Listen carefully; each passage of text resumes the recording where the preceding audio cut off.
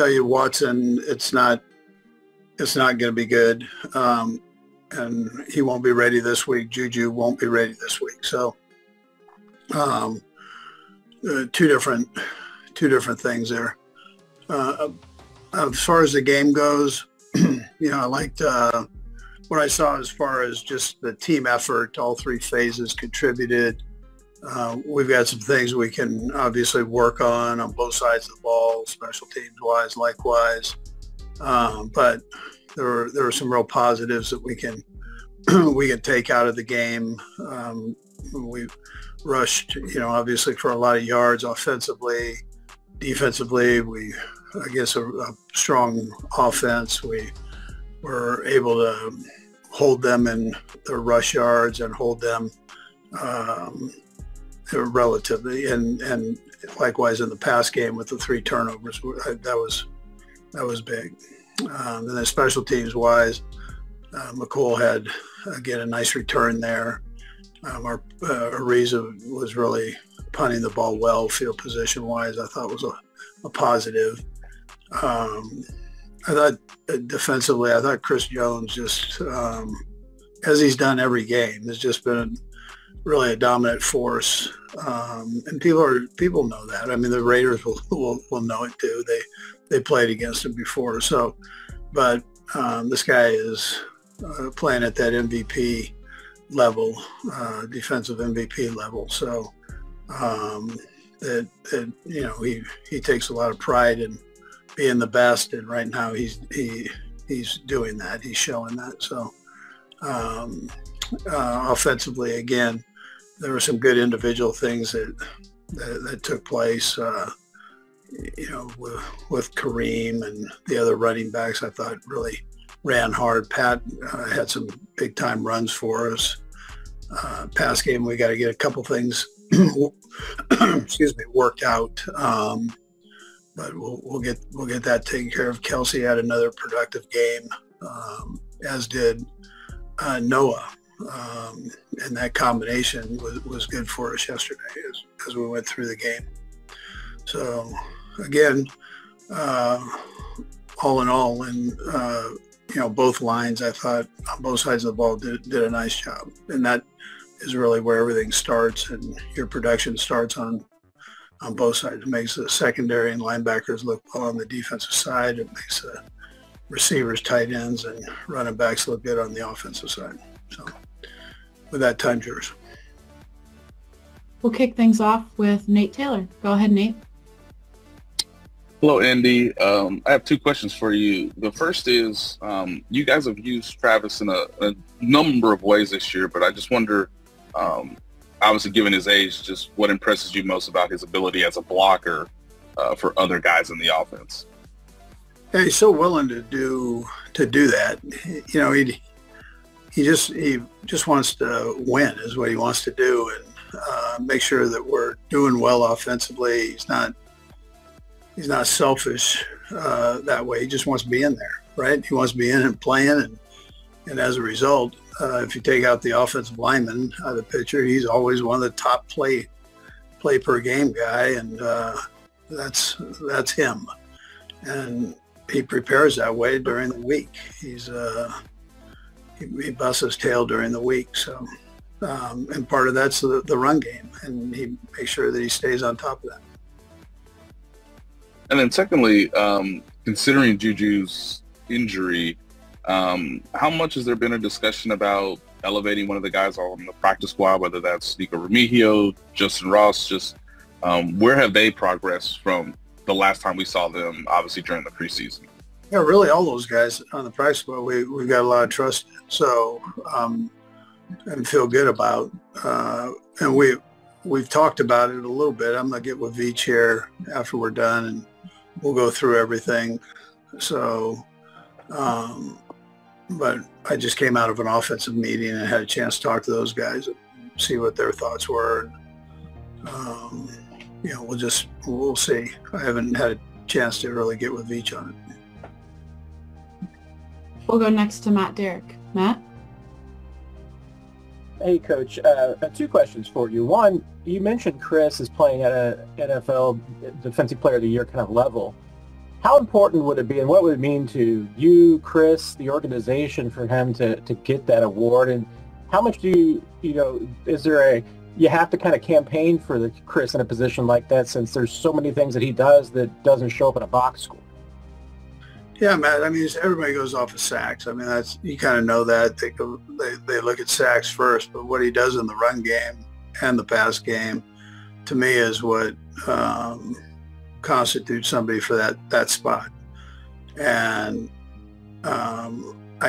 he's done this over and over a number of years here, and he's been close to the number of votes in that award with Aaron. But it's now.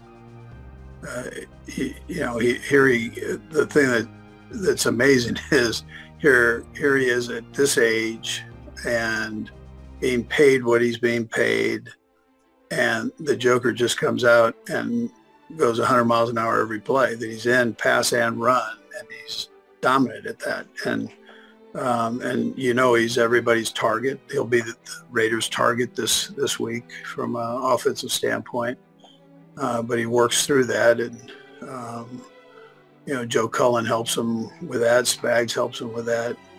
But the kid's there every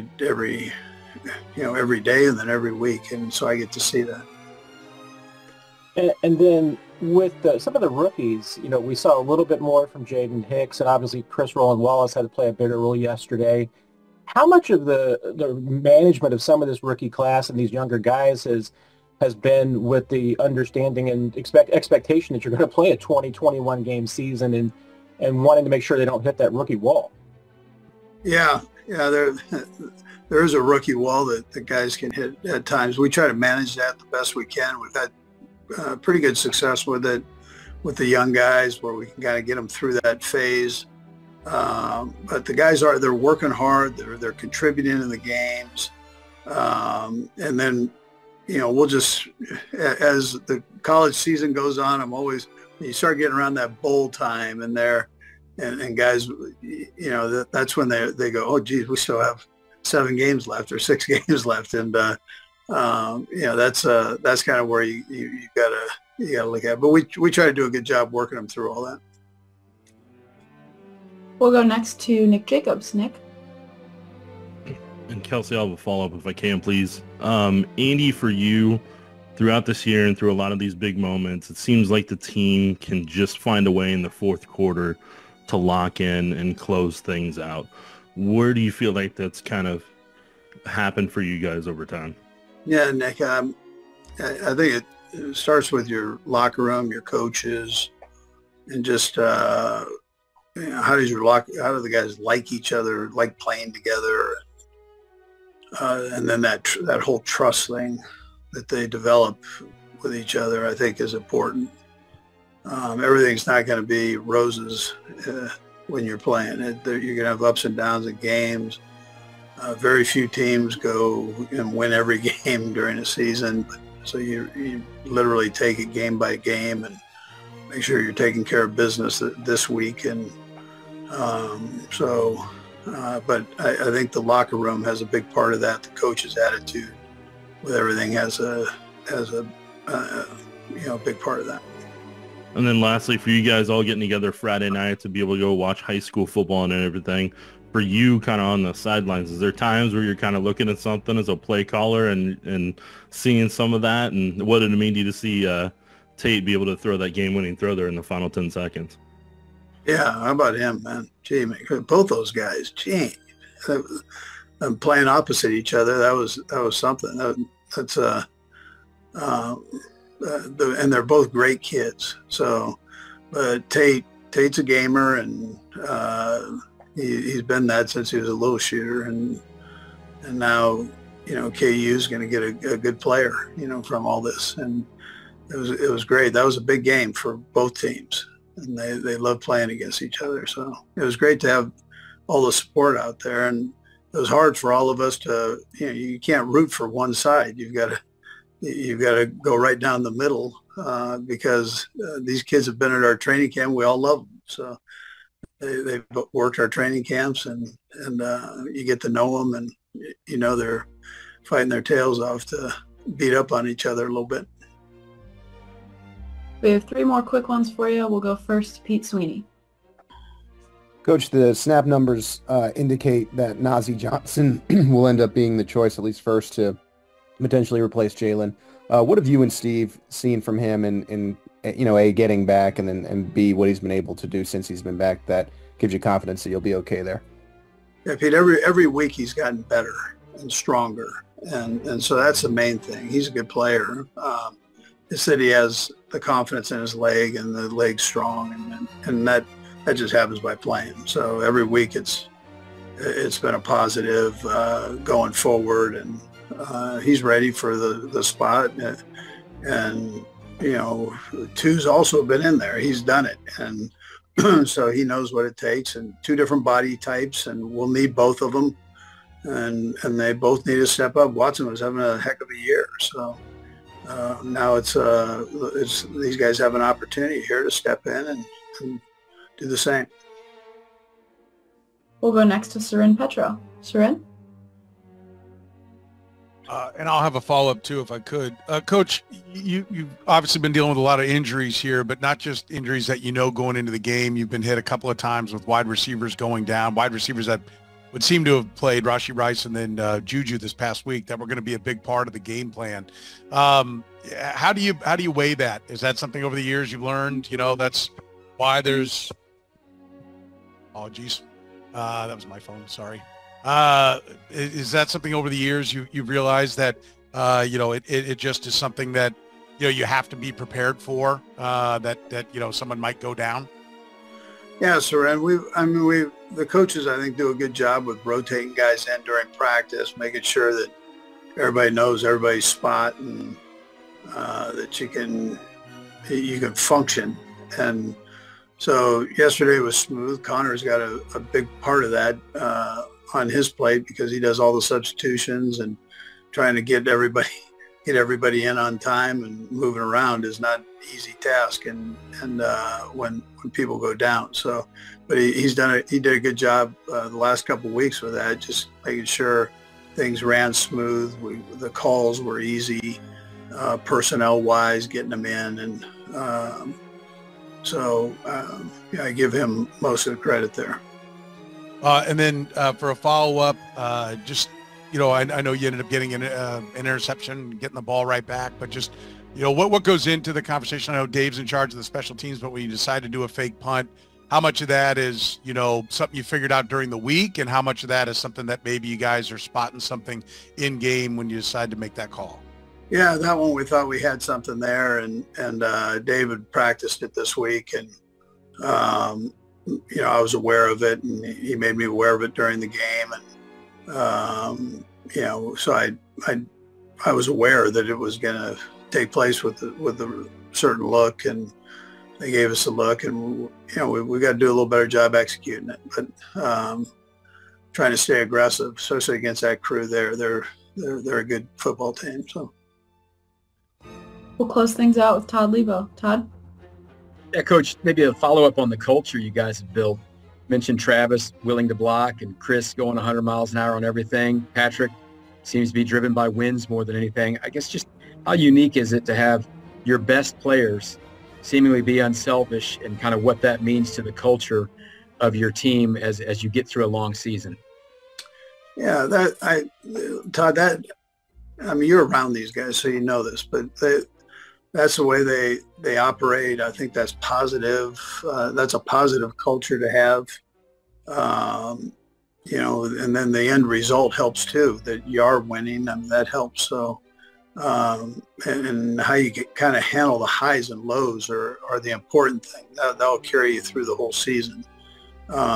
If you can handle the lows like you're handling the highs, well, that's a plus. So you got to stay driven to do that in either case. And so far that's been the guy's approach and the coach's approach. Thanks, Coach. That's all we have for. The Kansas City Chiefs are preparing for a high-stakes rematch against their AFC West rivals, the Las Vegas Raiders, in Week 8. Despite holding an undefeated 6-0 record this season, the Chiefs haven't forgotten last year's painful Christmas Day loss to the Raiders. That defeat was Kansas City's last loss before their eventual Super Bowl 58 victory, and it remains a sore spot. As the Chiefs head into Allegiant Stadium, they've never lost to the Raiders. Star TGHT and Travis Kelce has made it clear, this game is personal, and revenge is on their minds. Following the Seahawks' 28-18 win over the San Francisco 49ers in Week 7. KL spoke to NFL reporter Darren Smith about the upcoming clash. We found out last year that if we don't have the right mindset going into this game, this team can beat us, KL said, alluding to the Raiders' UPSETW in that day. KL understands the importance of our rivalries and how every team in the league is capable of pulling off a surprise if they catch the Chiefs off guard. The Raiders are always a 2GH opponent, he added, knowing that the Raiders will be itching for another upset. Kelce also shared his admiration for his teammates, especially as the Chiefs have been battling injuries throughout the season. With key players like Juju Smith-Schuster and Marcus Hollywood Brown out, Kelce praised the next man-up mentality that's driven the team forward. I love them, Kelce said, beaming with pride. Everybody feels our role and wants that opportunity to show the world we got everybody we need to win a CA championship. The T's belief in his team's depth and resilience is clear, as he continues to be a leading voice in the locker room. As for Patrick Mahomes, Travis Kelce remains confident in his quarterback's leadership cheating into this crucial divisional showdown. The chemistry between Mahomes and Kelce has always been a key component of the Chiefs' success. And that connection will be vital as the look to maintain their undefeated streak. Raiders shock Chiefs on Christmas Day. Will history repeat in Week 8? The Kansas City Chiefs are still licking their wounds from a brutal Christmas Day loss to the Las Vegas Raiders last season. In a shocking 20-14 defeat at Arrowhead Stadium, the Chiefs watched their AFC West title hopes slip by, while tensions flared on the sideline. Patrick Mahomes was visibly frustrated for the third game in a row, even delivering fiery words to his offensive line. Travis Kelce, in a rare outburst, spiked his helmet, with coach Andy Reid stepping in to keep him in check. Chiefs, once considered invincible at home, lost their fourth game at Arrowhead, a crushing blow to their playoff seeding. It wasn't just the loss, but how it happened that stung. Huggy mistakes like a botched TRECK-play where Isaiah Pacheco fumbled a direct snap, led to a defensive touchdown. Then, and the next play, Mahomes threw a costly pick K6. The Chiefs self-destruct ion allowed the Raiders to capitalize despite thr QB Aiden O'Connell finishing the game with just 62 passing yards. Now, as Week 8 approaches, the Chiefs are ready for revenge in Las Vegas. Despite the Raiders' struggles this season, Kelce knows it won't be easy. Could the Raiders spoil the party again? The Chiefs are favored, but after last Christmas, anything's possible. Travis Kelce's lucky charm Taylor Swift, who is currently wrapping up the last leg of her Eras tour, was nowhere to be seen at the recent NFL game. The Kansas City Chiefs tight end who had made his comeback in the football season appeared to struggle again as his ladylove skipped the match on Sunday, October 20th. The Chiefs won the match and became the only undefeated team this season, but fans noticed that Kelce's performance was not as good as it is when his lucky charm is cheering at him from the audience. A fan commented, "Why did Taylor not come when the athlete was mostly absent from the game's progress?" Another noted, Travis low-key struggled without his lucky charm. This comes after Swift made headlines for her special shows in Miami, Florida, where she invited Florence Welch as a guest to perform their collaborative song Florida Together. The anti-hero hitmaker is supposed to wrap her record-breaking tour on December 8, after which the Lovebirds will reportedly reunite.